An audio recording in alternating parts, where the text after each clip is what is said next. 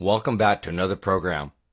I'm Dr. Michael Miyazaki, and I'm really excited about the information I'm going to share today. This information will save you a ton of money, and you don't have to change the way you do anything. Just need to change what you use when you're doing what you do. That'll make more sense in a little bit. All right. Well, when we apply our etchants to our teeth, when we extrude flowable composites and some resins, we use these pre-bent tips. And we have usually a syringe or something, and we screw one of these tips on to the luer lock end of the syringe, and they're blunt. They are what we call pre-bent tips. And they've got this hub and then the needle. And the needles can be of various gauges. And at Vista Apex, they sell many different gauges of these tips. Some are opaque, black. So if you're using anything that's going to cure with light, you might want to use the black tips because you don't want the light to get through the tip and cure your composite inside the hub before it gets out to your preparation. But we've got different color tips. We have the different gauges. And these are tips we use all the time. But today, it's more critical that we really understand the waste that goes along with these tips, because in the past, it didn't really make a big difference. But today, it can make a very large difference, because I don't know if you knew, but the application tips have a large amount of material that is left in the hub. And so when we unscrew that tip from our syringe of material and we throw that little hub and needle away, we are throwing away dollars. And today, that's probably a more critical thing than it was ever in the past. Why is that? Well, let's look at the design of your typical hub. So this is the inside of the hub. It's basically like a big chamber. It's almost like a large vase. And that whole volume has to be filled up with material before it will squeeze out that little opening that you see, a little white dot right where the needle is. So you have to fill up this large hub and then keep expressing your material till it goes out that little needle. Well, the needle, the lumen, the internal diameter of that needle is very small. So whatever waste is in that needle is going to be very negligible. But many, many times that same volume will be in the hub because the hub is so large. I mean, look at this diagram or this photo where you see the large volume of the hub and you see how small the diameter of that lumen of the needle is. You can barely see it at the bottom of that little tip. So imagine how much material we're wasting. So here's a bioceramic sealer that this hub was used to express, and look at how much sealer is in that hub. And sealers today are very expensive, and that's where this starts to add up. What used to be change of waste now is dollars of waste. And that's what's, I think, important for us to realize, that when we have the typical hub, that length of hub, the volume in that hub has to be filled up. So this diagram just shows where the hash marks are. That is the amount of material that is wasted. The very end towards the right, that's the hub that fits into the syringe, and then everything else has to be filled up. Now that is a horrible amount of waste.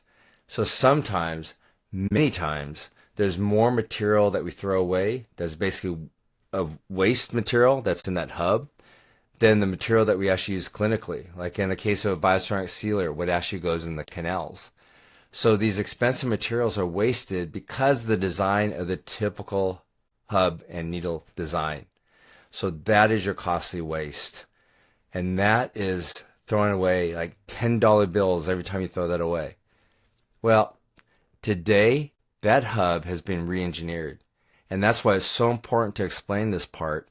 And that this hub, what you see is you still see that small lumen, and that's going to lead out to many different types of delivery needle tips. But on the right-hand side, you see the hub that has been used and how little waste there is, because with these hubs actually fit into your syringe. So when you screw this onto the luer lock of the syringe, the internal component of this hub goes into the syringe. So as you express, that material is just going straight out that needle tip. It's not filling up a hub. And when you're done, you're not going to unscrew this hub and have a lot of waste in there. So let's go back. On the left-hand side, you can see how much that material was wasted, and that's going to cost you more to do a procedure. versus on the right-hand side, you see that there's very little waste. So what are these tips on the right-hand side called? They're called material savings tips.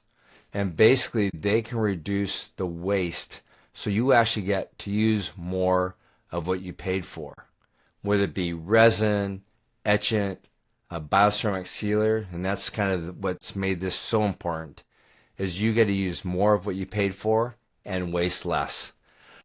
What in your office do you not try to get more out of? I mean, if you had a solution and it was in a bottle and you could pump out maybe 75% of whatever was in there and 25% was left in the bottom, but it wouldn't pump out, would you just throw it away?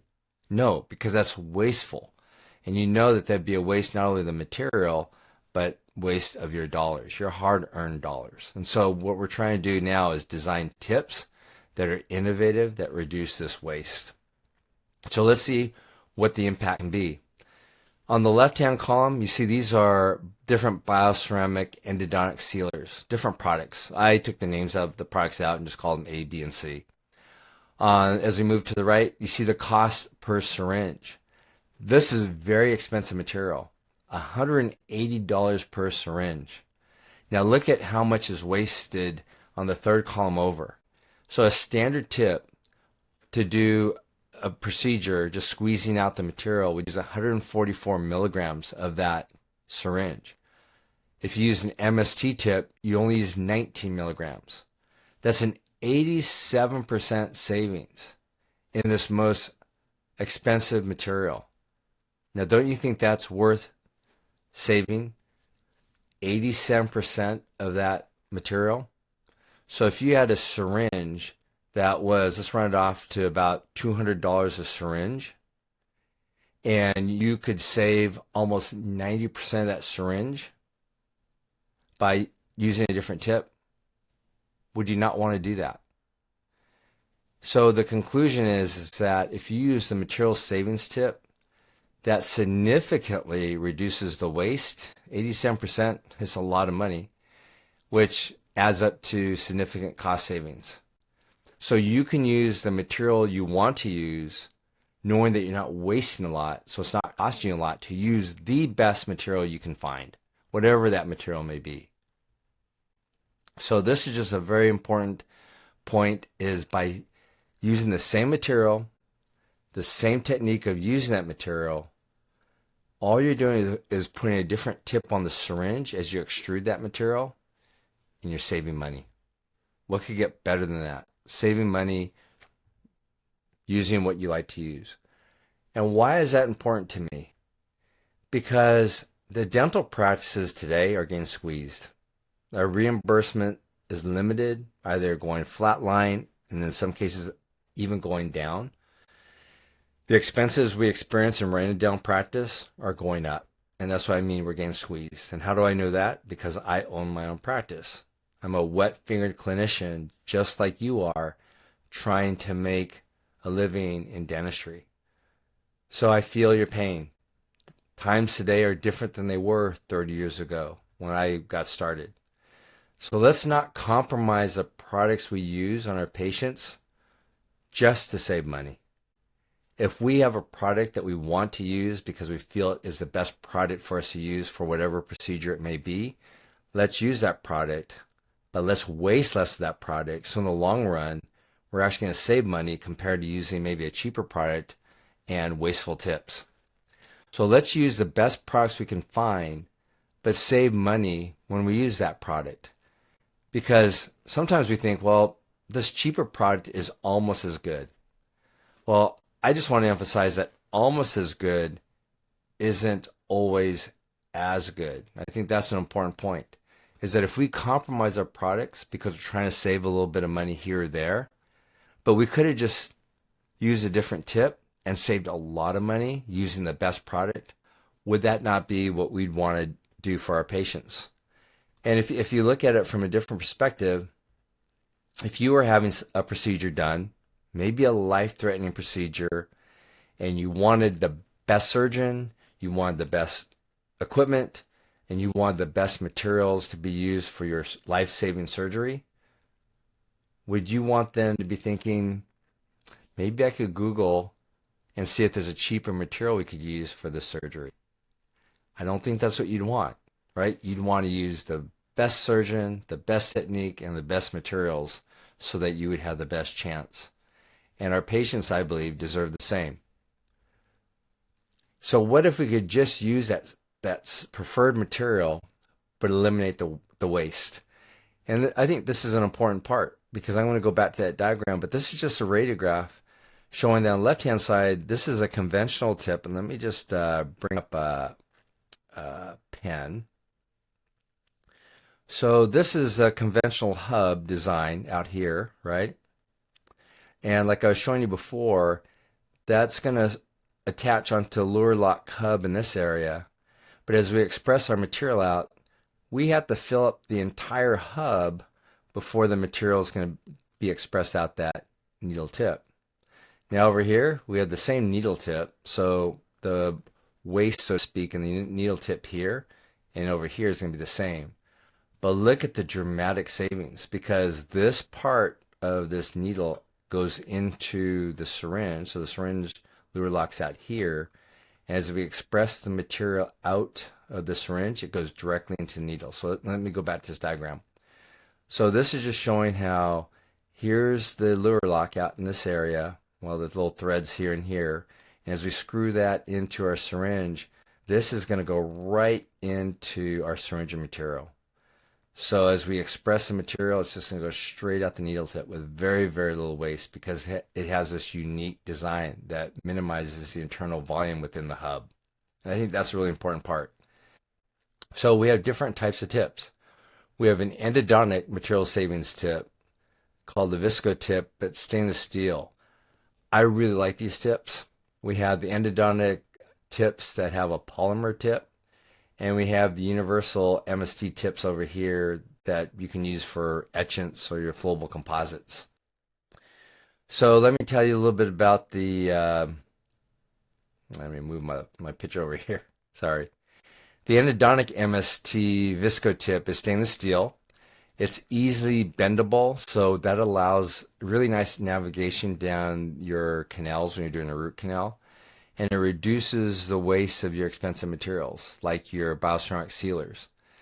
I really like it because the stainless steel tip provides me really nice tactile feedback as I place it into the canal, and I can kind of tell where I am in that canal. You can rotate the stainless steel tip within that plastic hub and turn it so that you don't have to turn your wrist. You can just turn the tip and angle it the way you need it to go. It has a non-clogging design, and it's ideal for materials that are viscous, like bioceramic sealers, calcium hydroxide paste, maybe some of your pulp capping materials, and flowable MTA type materials. And why is that important? Because you want to have a small outside diameter, right, so we can get down into the canal. But we want to have a very large inside diameter, and that's how these tips have been designed. Because if you use some of these viscous materials, like bioceramic sealers, and if the internal diameter of that tip is too small, you can't express out. There's just takes too much pressure, and that's not safe, but you just can't even get it out. I've tried different tips with my bioceramic sealer, and they have a small internal diameter, and I cannot squeeze my bioceramic sealer out. I take that tip off using the same sealer, so I didn't change the viscosity of the material, but I put these stainless steel tips with a larger internal diameter on, and I can easily deliver my bioceramic sealer down into the canal. It makes a big difference. And if you've ever experienced that same frustration where you had a tip and you couldn't express a material out, it's because the lumen size of that tip was probably too small and there was too much pressure to get that material to express out. You need to use a tip like this. It's a 25 gauge, very small outside diameter, very large inside diameter that won't break, but you can turn the tip so you can angle it right, and they work really well. Then we have the MST Visco tip that has this 25 gauge but polymer tip this time, not stainless steel, that you can actually trim. So some of our users really like to take this tip and they might want to trim it shorter. You can cut this with a pair of scissors very easily so that you don't place your material too far down into the canal. Again, it will rotate around the hub down here, so if you want to change the position so you don't have to bend your wrist, it has the same kind of non-clogging design and works very well for viscous materials. As I mentioned before, your bioceramic sealers, calcium hydroxide paste, pulp capping materials, flowable MTA materials. And if you want to use this material with your Regen bioceramic bioactive endodontic sealer, it works very well. When I first started using the bioceramic bioactive sealer, I was using the endodontic MST visco tip, and it worked really well. And then Vista Apex came out with the stainless steel tip, and today that's what I use. I just prefer the stainless steel tips, but like I mentioned before, we do have users that prefer the polymer delivery tip. So we've got tips that that hopefully you'll feel comfortable with. Then we've got these universal MST, universal pre-bents, 22 gauge blunt end pre-bent stainless steel cannulas. Reduce the waste, and they can have an opaque hub. So again, if you've got light sensitive materials, they won't set when they're in this hub. Ideal for delivering materials like flowable composites because they're opaque. Pulp capping materials, your etchants, sealants, things that you don't want to waste. You could use it with Velvet Etch, our 40% phosphoric acid etchant, your Regen flowable composite liner, Titan flowable composites. But if you've got a flowable composite, these tips work really well. And again, the advantage is when you take this tip off and discard it, you're not going to be wasting a lot of material.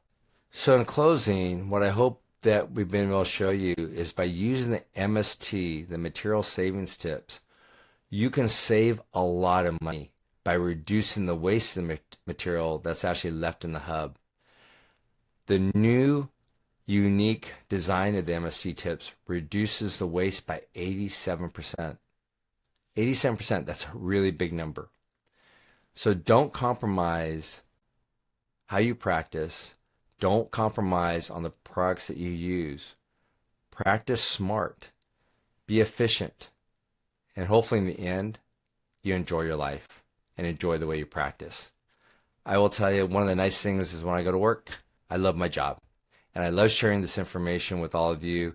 I hope this information helps you. I hope it kind of illuminates an aha moment that, that makes sense. I need to switch over to the MST tips.